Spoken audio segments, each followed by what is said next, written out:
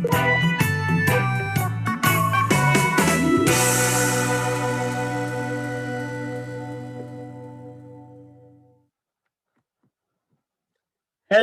welcome back. So we are reached to the Q learning and the most difficult part of the code also, the Q learning, but I'll try to make it very simple. See why it is difficult, because how the Q learning equation has been derived, that we are trying to understand. If you are directly want to use a Q learning equation, then this lecture, this video is not important for you. You can directly use Q learning equation and your work is done. But if you want to understand how the Q-learning equation has been derived, then it will be a painful process to understand. But let's try to understand this, and I'm going to use the animation to make you understand this Q-learning method. Okay, so let's go ahead and try to understand what is there inside this tutorial. Okay. So the first part is we have the Bellman equation, and the Bellman equation we have used in a part number 2, and try to figure out how the path will be actually found using Bellman equation. But the Bellman equation was not okay, because it was using a deterministic search, and now we are on the non-deterministic search also.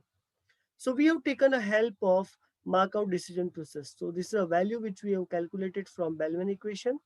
This was a direction which we have taken from Bellman equation. Then we have changed it to Markov decision process.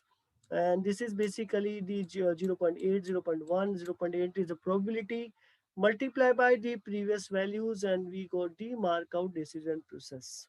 Okay. So this is the gamma, this is the probability of values, and this was a new equation what we are using. So you might be wondering where is the Q inside that. So using the new equation, we have got these values, and the direction was like this. So this was a change in the direction using Markov decision process. Great. So now you won't be wondering, sir, where is the Q equation inside? Q inside this equation, where is Q? So let's try to figure out where is Q inside this. Okay.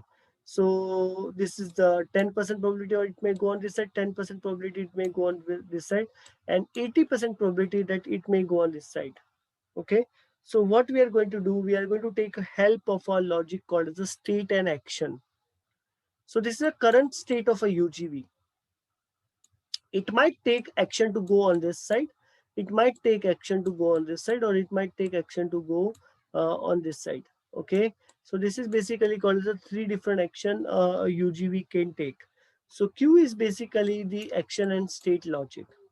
So now the probability of the maximum value, this value will be considered to be as Q, state and the location, state and the action. Okay, the max value of V of S will be considered to be as Q. Okay, so let's try to understand this, make the equation more feasible for us. Okay, so this is the part which is the old value and the new value. Okay, now you might be wondering old and new values. Let's take a simple example, the present value and the past value. So the present value is going to be dependent on the past value. That is what the meaning of that. Okay, so the past value, we are going to take it again and again to calculate the future value. Okay. So before it was Q of S, state and the action, and after the value, okay, is the Bellman equation. So the after value minus the before value will be the going to make a temporal difference equation. So temporal difference equation will be having the before value and the after value concept. So after value, it is basically the Markov decision process equation, and before value we have just decided this one. Okay, what was the before value of that? Okay, so great. So now what we are going to do, the temporal difference equation is ready, and using this temporal difference equation, we are going to modify all this value. So this all one which are there inside this, including this 1000 also, will be replaced with some values using this Q learning method. All one. I'm not going to round all the ones. Whatever ones are there, every ones will be replaced with certain value. Okay, so how this value will be replaced? This is doing by the temporal difference equation. So this is a temporal difference equation what we have got in the previously, and in the coding we are going to write down like this. So it is a current location, next location, current state, next state. This way we can basically predict. This is a gamma which we have written as a gamma. This is a q of s which we have written a maximum value of that. So we have written arg max over here. Okay, minus sign, the minus sign, and the current location and the next location. Great. So now what we are going to do, we are going to find out the max value of that. Okay, this is the main q value, and the q value will be having uh, the discount factor, or we can say learning rate multiplied by temporal difference equation what we have taken over here. And this is a value which we are going to take it from here, current location, next location, current location, next location, which is, this has to be dash somewhere over here. Okay. Okay, so this is a main Q learning equation. So the effort is to understand how we actually got this equation. If you want, you can use directly this equation and get the answer. Okay, if you're not from mathematical background, it's completely fine that you can directly take up this equation and think of a thing in term of using it, not in term of how this equation has been derived. So we are not going to focus on how this equation will going to be derived. We are going to directly focus on how to use it. If you're not from mathematical background, it's completely fine. Okay, so the old value, the learning rate, this is the learned value. Okay, this is the optimum future value, old value, discount factors, everything will be considered in this equation. Now, how it actually look like in a code?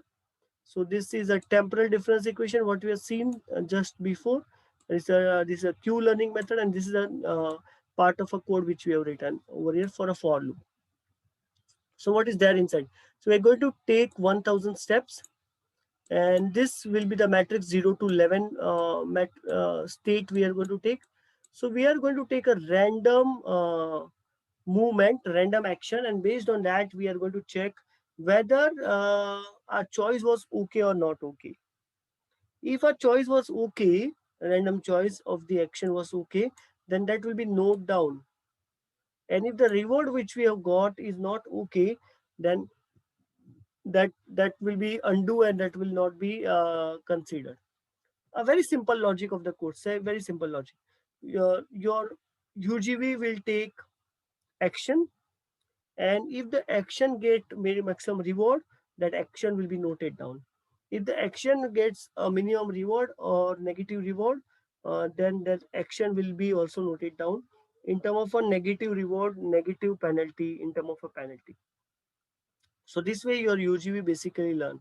And after running this code, the matrix which was previously as 1000 will replace to 2499. All the different ones will be replaced with different values. You can see, check out this value. These values will be very much useful to actually find out the way of the UGV inside the block. Okay. So this matrix we're going to use for finding out the path of a UGV. I hope this part is clear, slightly mathematical, but take a pen and paper, write down all mathematical equation which I've shown over here. This will be make simple for you. I hope this is clear to you. Stay tuned. Thank you very much.